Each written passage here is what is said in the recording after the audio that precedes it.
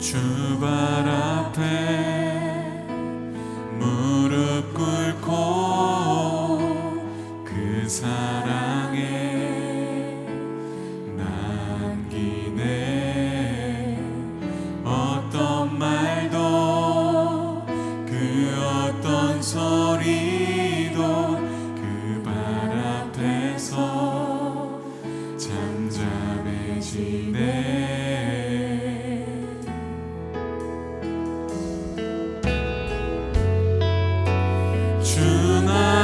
사랑 그 발 앞에 앉아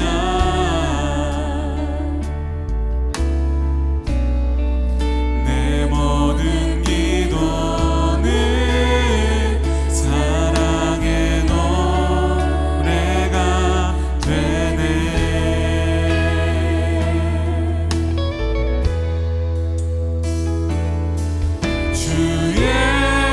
옷자락 만지며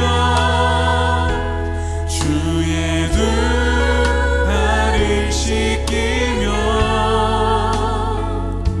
주님 그 발에 입 맞추며 나의 왕관을 놓으리. 주의 옷자락 만지며 주의 두 발을 씻기며 주님 그 발에 입 맞추며 나의 왕관을 놓으리. 주 나의 사랑 그 발 앞에 앉아 주 나의 사랑 그 발 앞에 앉아 우리의 모든 기도는 내 모든 기도는 사랑의 노래가 되네. 주의 옷자락 만지며 나아갑니다. 주의 옷자락 만지며 주의 두 발을 씻기며 주님 그 발에 입 맞추며 나의 왕관을 놓으리. 주의 옷자락 만지며 주의 두 발을 씻기며 주님 그 발에 우리의 왕관을 내려놓습니다.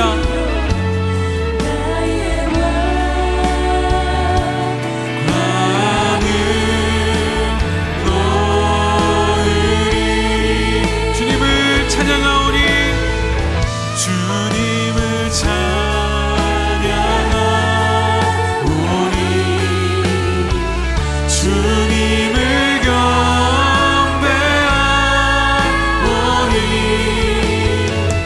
왕이신 예수여 오셔서 좌정하사 다스 우리 왕 되신 주님을 경배합니다. 주님을 찬양하오니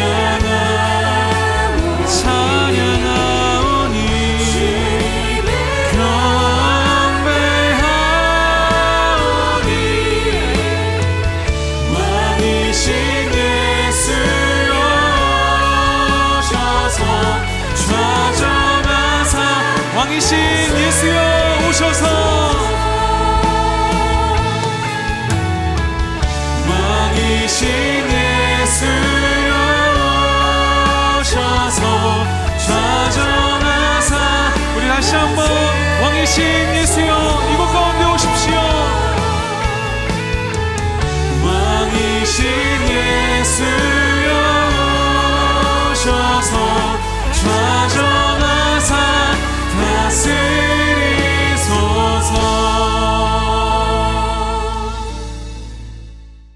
성경은 우리에게 인생에는 두 갈래의 길이 있음을 가르쳐 줍니다.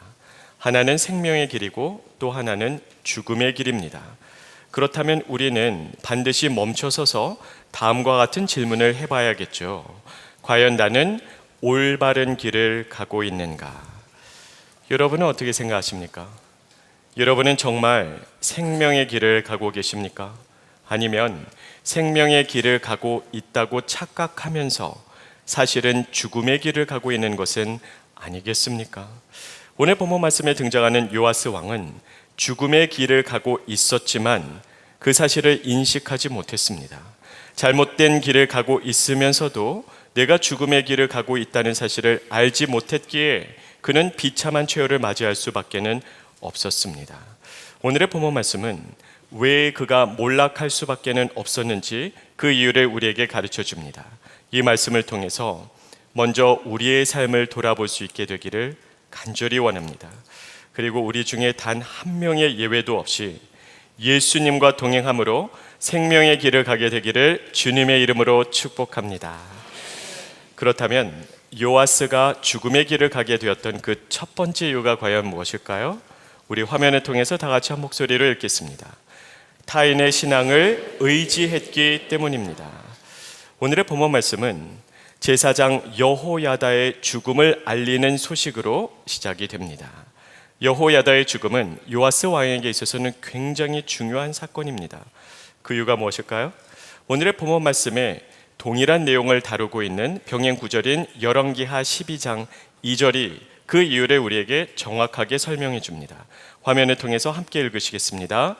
요아스는 제사장 여호야다가 그를 교훈하는 모든 날 동안에는 여호와 보시기에 정직히 행하였으되. 제사장 여호야다는 요아스 왕의 신앙의 멘토였죠. 그의 삶에 지대한 영향을 미쳤습니다. 요아스 왕이 왕위에 올라갈 때 그는 과연 몇 살이었을까요? 7살이었습니다. 참으로 다행히도 그에게는 훌륭한 신앙의 멘토가 있었죠. 그래서 제사장 여호야다의 지도 아래서 그는 하나님을 섬겼습니다. 그래서 성경은 여호야다가 사는 날 동안에는 그가 하나님 보시기에 정직하게 행했다라고 기록이 되어 있습니다. 문제는 제사장 여호야다가 살아있는 동안에만 그러했다는 것이죠. 어느 날 그 제사장이 이 세상을 떠나게 됩니다. 그렇다면 요아스 왕의 신앙에는 어떤 변화가 있었을까요? 오늘의 본문 말씀 17절 그리고 18절 화면을 통해서 함께 읽으시겠습니다. 여호야다가 죽은 후에 유다 방백들이 와서 왕에게 절하매 왕이 그들의 말을 듣고 그의 조상들의 하나님 여호와의 전을 버리고 아세라 목상과 우상을 섬겼으므로 그 죄로 말미암아 진노가 유다와 예루살렘에 임하니라. 여호야다 제사장이 죽은 후에 얼마 되지 않아 유다의 방백들이 찾아왔을 때 그는 너무나도 빠르게 그리고 쉽게 우상 숭배에 빠져버립니다. 여러분은 이게 말이 된다고 생각하십니까? 요아스 왕의 총 통치 기간이 40년입니다. 그러므로 그가 수십 년 동안 여호와를 섬겼어요. 그런데 어떻게 이토록 빨리 그리고 쉽게 그는 돌아서 버리게 된 것일까요? 그만큼 그는 철저하게 타인의 신앙을 의지했기 때문입니다.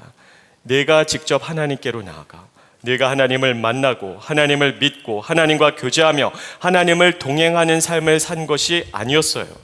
그는 타인의 신앙을 의지하면서 살아갔습니다. 내가 하나님과 친밀한 관계가 있었던 것이 아니라 하나님과 친밀한 관계를 갖고 있었던 다른 사람의 신앙만을 의지했던 것입니다. 그랬기에 그가 그토록 의지하던 제사장이 이 세상을 떠나는 바로 그 순간에 그의 신앙은 근본부터 흔들릴 수밖에는 없었던 것입니다. 아마도 요아스 왕은 다음과 같이 생각했을 것입니다. 나는 기도 안 하지만 제사장이 열심히 기도하고 있잖아. 그러니 하나님께서 나와 우리나라를 지켜주실 거야.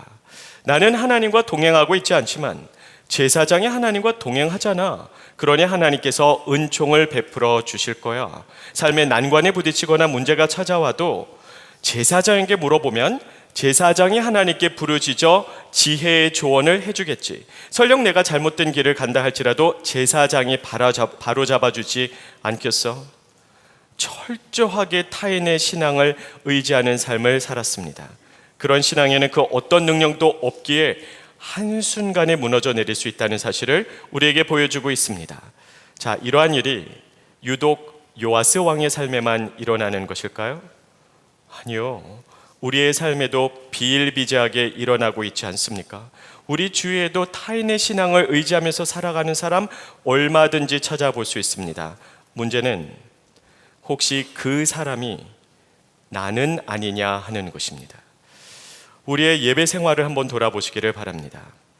나는 정말 하나님을 사랑하고 예배를 사모하는 마음으로 오늘 주의 전으로 달려왔나요? 아니면 혹시라도 타인의 시선을 의식하여서 누군가가 주일 예배를 꼭 드려야 된다고 하기에 어쩔 수 없어서 마지못해 끌려오신 분은 안 계십니까?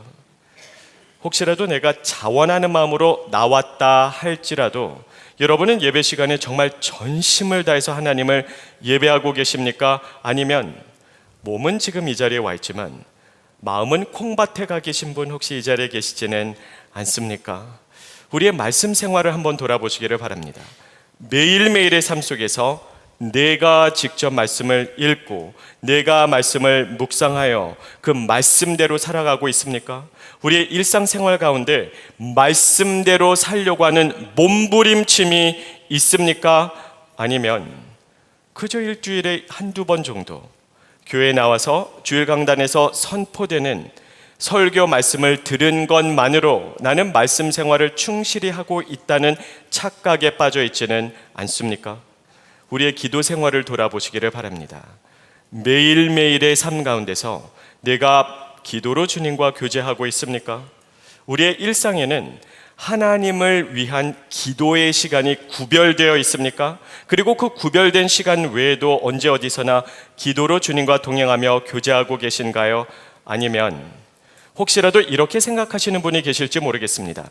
나는 기도 안 하지만 내 아내가 열심히 기도하니까 우리 가정은 괜찮을 거야.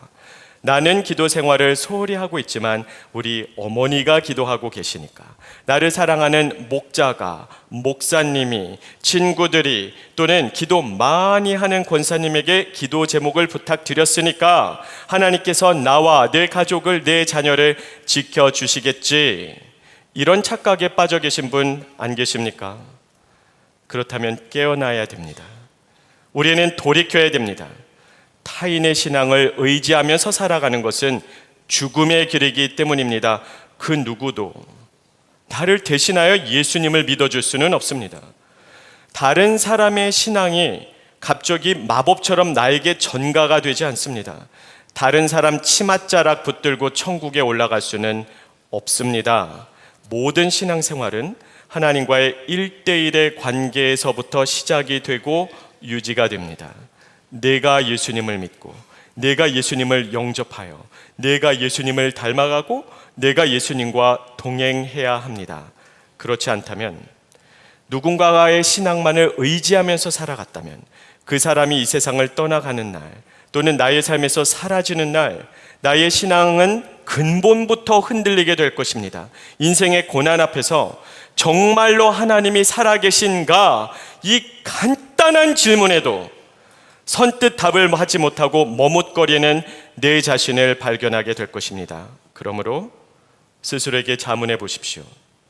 나는 예배, 말씀, 기도, 선교를 통해서 정말로 내가 직접 살아계신 하나님을 체험했는가? 아니면 하나님을 경험한 다른 사람들이 하나님이 살아계시다고 하니까 그냥 그런가 보다 하고 여기까지 오시지는 않으셨습니까? 타인의 신앙만을 의지하면서 살아간다면 그것은 순식간에 무너져 내릴 것입니다. 이렇게 타인의 신앙을 의지하면서 살아가는 것이 얼마나 위험한지를 사도행전은 우리에게 잘 가르쳐주고 있습니다. 사도행전 19장에 보면 능력 있게 복음 사역을 하고 있는 사도 바울의 모습을 보게 됩니다. 그는 그리스도 예수의 이름으로 귀신을 내어 쫓습니다. 예수님의 이름으로 치유 사역을 합니다. 그러한 능력을 굉장히 신기하게 생각하고 부러워했던 제사장의 7 아들이 사도 바울의 흉내를 내기 시작합니다. 귀신 들린 자에게 다가가서 이렇게 말을 하는 것이죠. 내가 바울이 전파하는 예수의 이름으로 명하노니. 그러자 그 말을 듣고 있었던 귀신이 뭐라고 답을 했을까요? 사도행전 19장 15절의 말씀에 보면 귀신이 이렇게 답을 합니다. 내가 말이야 예수도 알고 바울도 아는데 너는 도대체 누구니? 그리고 귀신 들린 자가 그들에게 달려들어서 그들을 제압합니다. 그들의 몸이 상하고 벗은 채로 도망갔다라고 기록이 되어 있습니다. 저는 이런 상상을 해봅니다. 우리의 인생이 다 끝나는 날, 하나님의 심판대 앞에 지금 내가 서 있습니다. 그런데 하나님께서 나에게 이렇게 말씀을 하십니다. 내가 말이야 너의 부모도 알고 너의 배우자도 아는데 너는 도대체 누구니? 내가 너를 만난 적이 없구나. 내가 너를 알지 못한단다. 만일의 심판의 날에 하나님께서 나를 향하여 그렇게 말씀을 하신다면 그것은 일생일대 가장 공포스러운 날이 될 것입니다. 하나님께서 나를 모르신다는 것은 내가 구원받지 못했다는 것을 의미합니다. 그때는 더 이상 돌이킬 수가 없습니다. 이미 너무 늦어버렸기 때문입니다. 그 무서운 심판의 날이 오기 전에 우리는 오늘 돌이켜야 됩니다. 사망의 길에서 돌이켜서 예수님을 믿음으로써 주님과 동행함으로써 생명의 길을 가는 저와 여러분 모두가 되기를 주님의 이름으로 축복합니다. 두 번째로 요아스 왕이 죽음의 길을 가게 된 이유가 과연 무엇일까요? 우리 화면을 통해서 다 같이 한 목소리로 읽겠습니다. 죄악의 불씨를 방치했기 때문입니다. 요아스 왕은 타인의 신앙을 의지했기 때문에 죽음의 길을 갈 수밖에는 없었죠. 그러나 그것을 감안한다 할지라도 수십 년 동안 하나님을 섬겼는데 그랬던 그가 한순간에 신앙을 잃어버리고 우상 숭배에 빠진다는 것은 너무 이상하지 않습니까? 도대체 무슨 일이 있었던 것일까요? 이 질문에 대한 힌트를 우리는 역시 병행 구절인 열왕기하 12장 2절과 3절에서 찾을 수가 있습니다. 지금 이 시간 화면을 통해서 다 같이 한 목소리로 읽겠습니다. 요아스는 제사장 여호야다가 그를 교훈하는 모든 날 동안에는 여호와 보시기에 정직히 행하였으되 다만 산당들을 제거하지 아니하였으므로 백성이 여전히 산당에서 제사하며 분향하였더라. 그는 하나님 보시기에 정직히 행했습니다. 다만 산당을 제하지 않았던 겁니다. 이렇게 그는 죄악의 불씨를 남겨두게 되었던 것이죠. 자, 산당을 제하지 않았다는 것이 왜 문제가 될까요? 산당에서 도대체 무슨 일이 있었던 것일까요? 우리가 정확히 그리고 구체적으로 알 수는 없습니다. 그러나 수많은 신학자들은 아마도 이 산당에서 우상 숭배나 또는 적어도 종교적인 혼합이 이루어졌을 것이라고 설명합니다. 우리가 구약의 역사서를 보면 수많은 왕들이 왕좌에 앉았을 때 다만 산당을 제하지 않았다라는 말이 반복이 됩니다. 말씀드린 바와 같이 구체적으로 어떤 일이 있었는지에 대해 확언할 길은 없지만 한 가지 사실은 분명합니다. 하나님께서 그것을 기뻐하시지 않았다는 것이죠. 그래서 이 문구가 등장할 때마다 반드시 부정적인 의미로 쓰여졌습니다. 그래서 열왕기하 18장에서 히스기야 왕이 즉위했을 때 그는 산당을 제거해버리고 하나님께서는 그것을 기뻐하셨습니다. 참으로 안타깝게도 요아스 왕은 그러지 못했다는 것이죠. 그는 다만 산당을 제하지는 않았습니다. 그리고 이 죄악의 불씨가 훗날 큰 불로 번져서 자기의 삶을 잿더미로 만들어 버립니다. 다만 산당을 제하지는 않았다는 것이죠. 항상 이 다만이 문제이지 않습니까? 우리는 하나님과의 관계에서 이런 마음을 품을 때가 있습니다. 하나님, 저의 모든 삶을 기꺼이 하나님께 드리겠습니다. 다만 저의 여가 생활은 간섭하지 말아주세요. 하나님께서 저의 취미 생활까지 관여를 하신다면 제가 너무 숨이 막힐 것 같습니다. 하나님, 저의 모든 삶을 다 주님께 헌신하겠습니다. 다만 내 자녀들만은 건들지 말아주세요. 하나님, 저는 전부를 다 내어드릴 수 있습니다. 다만 내 돈은, 내 휴가는, 내 커리어는, 내 자존심은, 내 체면은 건드리시면 안 됩니다. 그거는 제 마음대로 하겠습니다. 우리가 반드시 알아야 되는 중요한 성경의 진리가 있습니다. 하나님은 다만이라고 하는 꼬리표가 붙은 부분적인 헌신을 받지 않으십니다. 하나님은 부분적인 헌신을 받으실 만큼 한가한 분도 아니요 시시한 분은 더더욱 아니기 때문입니다. 그분은 만왕의 왕 되시고 만유의 주제 되십니다. 그러기에 하나님께서 우리에게 요구하시는 것은 부분적인 헌신이 아니라 총체적인 헌신입니다. 문제는 우리는 항상 이렇게 생각하는 경향이 있다는 것이죠. 이것쯤이야. 아니 지금 딱 보면 너무나 작은 불씨일 뿐인데 이게 뭐 대수겠어? 이것쯤이야 라고 우리가 남겨놓은 것 때문에 다만 이것만은 제가 움켜쥐고 있겠습니다 라고 말한 그것이 나중에 큰 불로 번져서 우리의 삶 전체를 집어삼킬 수도 있다는 사실을 꼭 기억하시기를 바랍니다. 그래서 정통 유대인들은 이러한 작은 불씨가 우리의 삶에 얼마나 크나큰 해악을 끼치는지를 설명하기 위해서 다음과 같은 이야기를 들려줍니다.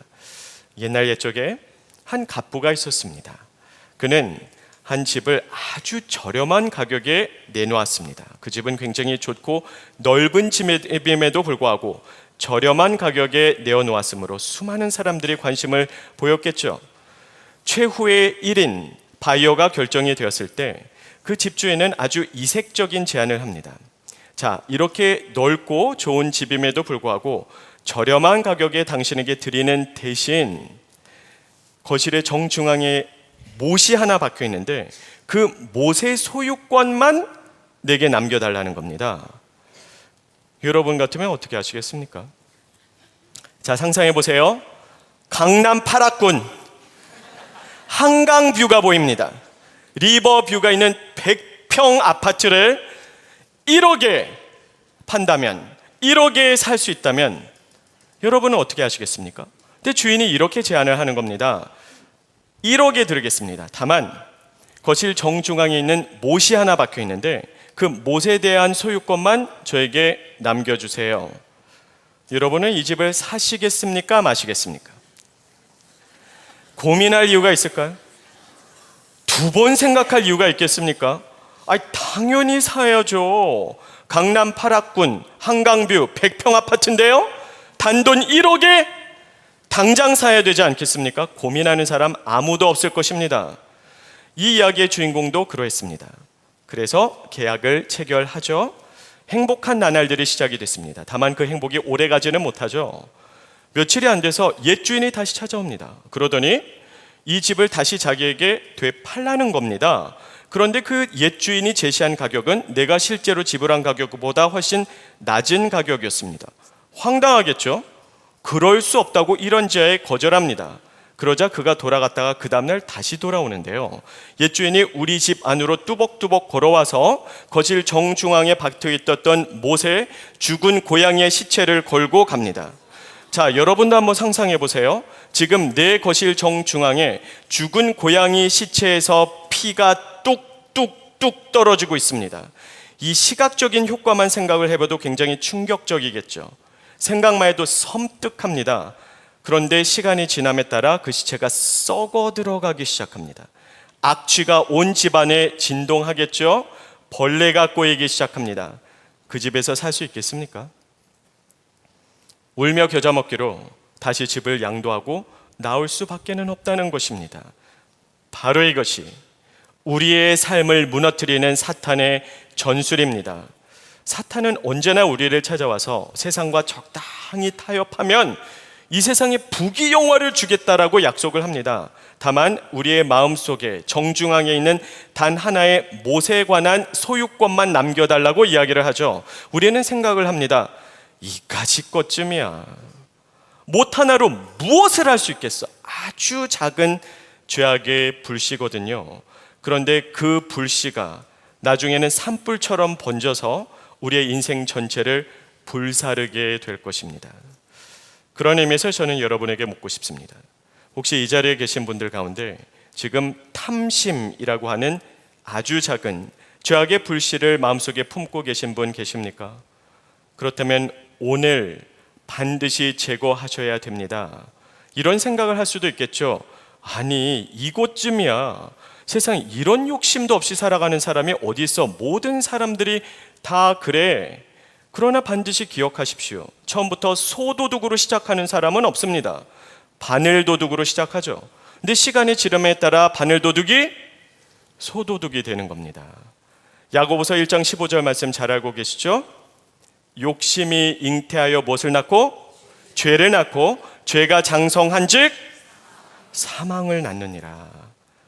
처음에 시작할 때는 이렇게 조그만 욕심이 나를 사망에 이르게 할 줄은 아무도 몰랐을 겁니다.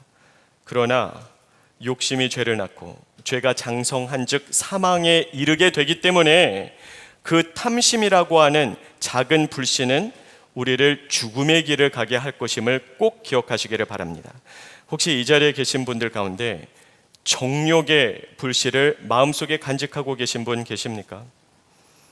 그럴 리는 없겠지만 혹시라도 우리 지구촌 교회를 섬기는 성도들 가운데 하나님께서 여러분에게 짝지어 주신 배우자 외에 다른 이성을 마음에 품고 계신 분 계십니까?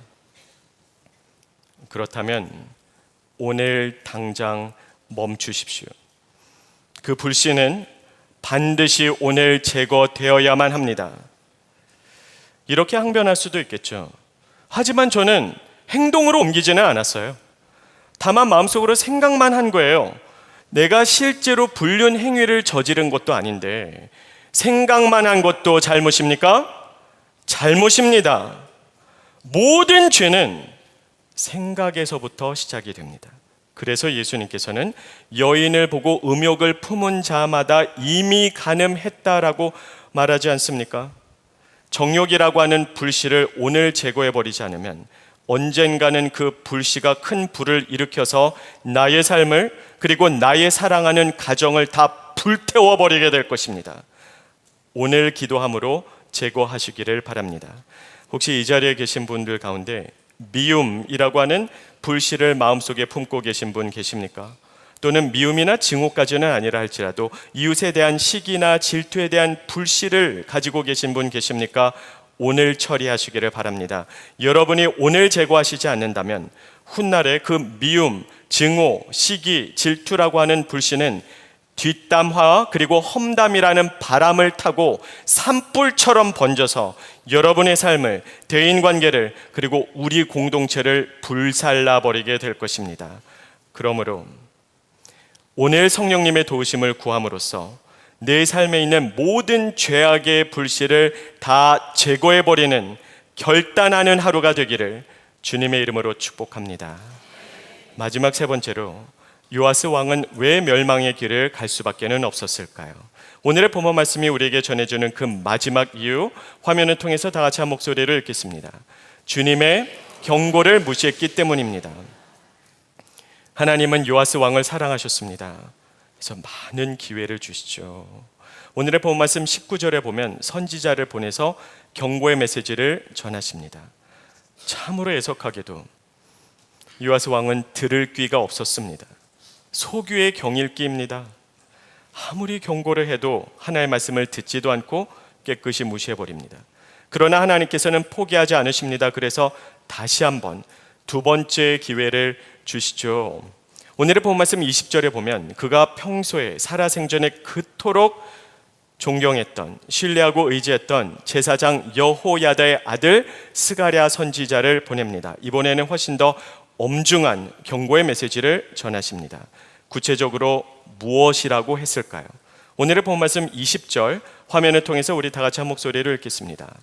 이에 하나님의 영이 제사장 여호야다의 아들 스가랴를 감동시키매 그가 백성 앞에 높이 서서 그들에게 이르되 하나님이 이같이 말씀하시기를 너희가 어찌하여 여호와의 명령을 거역하여 스스로 형통하지 못하게 하느냐 하셨나니 너희가 여호와를 버렸으므로 여호와께서도 너희를 버리셨느니라 하나.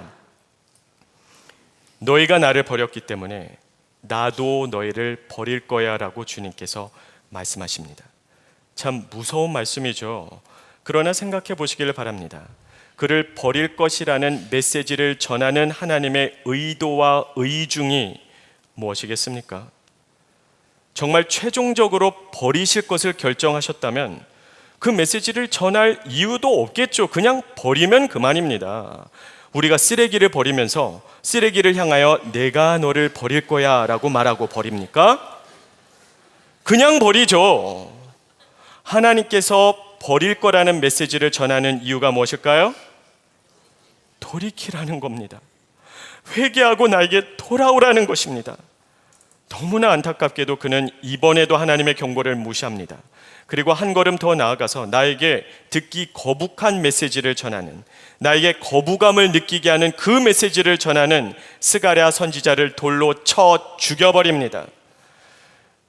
만일에 여러분이 하나님이라면 여러분 같으면 이제 어떻게 하시겠습니까? 그 배은 망덕하고 극악무도한 죄인인 요아스 왕을 당장 처벌해버려야 되지 않겠습니까? 그러나 하나님께서는 어찌된 영문인지 그러시질 않습니다. 오늘의 본 말씀 23절에 보면 1주년 말에 아람 군대가 쳐들어옵니다. 그리고 그 전투에서 요아스 왕은 심한 부상을 입게 됩니다. 그리고 침상에서 자기 부하의 손에 의하여 피살당함으로써 그는 비참한 최후를 맞이하게 됩니다. 저는 다음과 같은 질문을 던져봤습니다. 왜 하나님께서는 요아스 왕이 스가랴 선지자를 죽이던 바로 그 순간에 그의 생명을 취하시지 않으셨을까? 왜 더 기다리셨을까? 한 번 더 회개의 기회를 주시기 위함입니다. 하나님은 기다리고 또 기다렸던 것입니다. 그가 돌이키기를, 그리고 회개함으로 주님께 돌아오기를. 그러나 그가 끝끝내 회개하지 않았을 때 무서운 심판의 날은 임하고야 말았습니다. 하나님은 사랑과 긍휼이 풍성하신 분입니다. 그래서 오래 기다리시고 오래 참으십니다. 다만 하나님께서 영원히 참으시지는 않습니다. 하나님은 사랑과 긍휼이 풍성하시기에 우리에게 많은 기회를 주십니다. 다만 마지막 기회가 언제인지를 아는 사람은 아무도 없습니다. 그래서 우리는 오늘 기회를 주실 때 회개해야 합니다. 저는 다음과 같은 마지막 질문을 던져보았습니다. 요아스 왕의 삶을 보면 그가 수십 년간 하나님을 섬겼기 때문에 하나님과 친밀한 관계는 없을지언정 적어도 지식적으로나마 하나님에 대해서 알고 있었습니다. 그러므로 그가 우상숭배에 빠져 있었을 때 이게 잘못된 길이라는 것을 머리로나마 알고는 있었겠죠. 우상을 숭배하면서 양심의 가책이 있었을 겁니다. 마음 깊은 곳에 죄책감이 느껴졌겠죠. 그도 알고 있었을 겁니다. 잘못된 길을 가고 있다는 것을, 그가 돌이켜야 된다는 것을. 그런데 왜 끝끝내 하나님이 경고의 메시지를 주셨음에도 불구하고 회개하고 돌이키지 않았을까요? 아마도 그는 이렇게 생각했겠죠. 언젠가는 돌아가야 돼. 언젠가는 회개할 거야. 다만 오늘은 아니라는 겁니다. 오늘은 상황이 여의치 않으니까, 오늘은 바쁘니까, 오늘은 기분이 내키지 않으니까 내일 또는 다음 기회에 회개하면 되겠지. 그러나 하나님의 심판의 날은 임했고 그는 비참한 최후를 맞이할 수밖에는 없었습니다. 저는 이 자리에 계신 분들에게 묻고 싶습니다. 혹시 예수님을 믿지 아니하시는 분, 예수님을 아직 마음속에 구세주와 주님으로 영접하시지 않으신 분이 이 자리에 계십니까? 그렇다면 오늘 예수님을 영접하시기를 바랍니다. 오늘 예수님을 믿으시기를 간절히 원합니다. 우리에게 수많은 기회가 주어졌습니다. 그런데 혹시 이렇게 생각하고 계시지는 않습니까? 그래, 언젠가는 예수님을 믿어야겠지. 내가 지금 이렇게 살아서는 안 되겠구나. 잘못된 길에 돌이켜서 나도 신앙생활 해야지. 다만 오늘은 아니야. 오늘은 내가 바쁘니까, 오늘은 내가 피곤하니까, 오늘은 옆에 있는 사람 눈치가 보이니까, 오늘은 내가 좀 더 체면을 지키고 싶으니까, 오늘은 예배 끝난 다음에 바쁜 일이 있으니까 오늘은 아니야. 내일 또는 다음 기회가 주어지면 그때 예수님을 영접할 거야. 혹시 이런 생각을 하고 계시다면 저는 단 하나의 질문을 여러분에게 드리고 싶습니다. 도대체 무엇을 근거로 다음 기회가 주어질 것이라고 확신하십니까? 하나님은 많은 기회를 주십니다. 그러나 그 마지막 기회가 언제일지는 아무도 모릅니다. 그러므로 오늘 이 예배의 시간이, 오늘 이 메시지가 여러분에게 주어지는 마지막 기회일 수도 있습니다. 우리는 내일 일을 알지 못합니다. 내일의 기회가 주어질 것이라고 보장할 수 있는 사람 지구상에 그 누구도 없습니다. 지금 제가 이 자리에 서 있기는 하나 오늘 밤에 무사히 집으로 귀가하리라고 보장할 수 있는 사람 한 명이라도 있습니까? 아무도 없죠. 우리는 내일 일을 알지 못하고, 좀 더 정확하게 이야기를 하자면 오늘 일도 알지 못합니다. 그러니 아직 하나님께서 기회를 주실 때, 오늘 이 지나가기 전에 꼭 예수님을 영접하시기를 바랍니다. 혹시 예수님을 믿지 않으시는 분이 계시다면 오늘 예배를 마치고 제가 저 뒤에서 성도들과 인사를 나누고 있을 때 꼭 저를 찾아오십시오. 아니면 제가 아니어도 괜찮습니다. 우리 지구촌교회를 섬기는 그 어떤 교역자라도 괜찮습니다. 지금 분당 채플에서 예배드리고 있으신 분들도 마찬가지입니다. 오늘이 지나기 전에 지구촌교회 교역자들을 찾아가시기를 바랍니다. 예수님에 대해서 알고 싶어요 라고 말씀하십시오. 기쁜 마음으로 예수님을 소개해드리고 복음을 여러분과 함께 나누겠습니다. 다만 내일이 아닌 오늘 결단하고 찾아오시기를 바랍니다. 오직 그리스도 예수 안에만 참된 생명이, 참된 평강이, 참된 행복이, 참된 구원이 있습니다. 예수님만이 길이요 진리요 생명 되시고 다른 길은 없습니다. 오늘 예수님을 영접하시기를 간절히 기도합니다. 오늘 말씀을 통해서 우리는 잠시 멈춰서서 우리가 과연 올바른 길을 가고 있는지를 함께 살펴보았습니다. 여러분에게 다시 한번 묻고 싶습니다. 여러분은 정말 생명의 길을 가고 계십니까? 아니면 혹시라도 생명의 길을 가고 있다고 착각하면서 사실은 죽음의 길을 가고 있는 것은 아니겠습니까? 오늘 내가 예수님을 영접하고 내가 예수님을 믿어 예수님과 동행하고 예수님을 닮아감으로 하나님의 다스리심 가운데 살아가는 것이 얼마나 행복한지를, 얼마나 풍성한지를, 얼마나 즐겁고 신나는지를, 얼마나 영광스러운지를 몸소 체험하고 평생에 예수님만을 자랑하고 증거하며 살아가는 저와 여러분 모두가 되기를 주님의 이름으로 축복합니다. 함께 자리에서 일어나셔서 결단 찬양하며 하나님께 나아가겠습니다. 안개 속에서 주님을 보내 아무도 없을 것 같던 그곳에서 손 내미셔서 나를 붙드네 길 잃고 쓰러져 가던 그곳에서 주 말씀하시네, 주 말씀하시네 내 손 잡으라고, 내 손 잡으라 내가 곧 길이요 진리요 내가 생명이니 곧 길이요 진리 생명이니 나 그 길을 보내 주 예비하신 곳 다른 길로 돌아서지 않으리 예수의 길 그 좁은 길 나는 걸래 주 손 잡고 그 무엇도 두렵지 않네 주님 주신 약속 내게 있으니 세상의 길 그 험한 길 승리하네 성령으로 그 무엇도 바라지 않네 저 하늘에 내 소망 있으니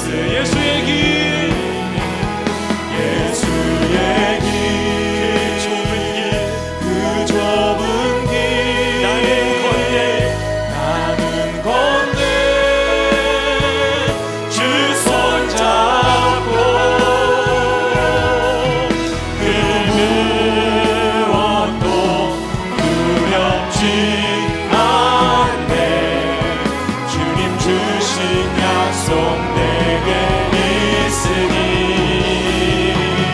세상의 길 그 험한 길 승리하네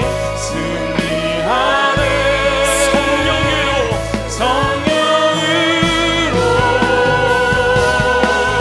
그 무엇도 바라지 않네 저 하늘에 내 소망 저 하늘에 내 소망이 있으니 저 하늘에 내 소망 있으니 오늘도 우리의 소망 되시는 주님께 영광의 박수 올려드리겠습니다.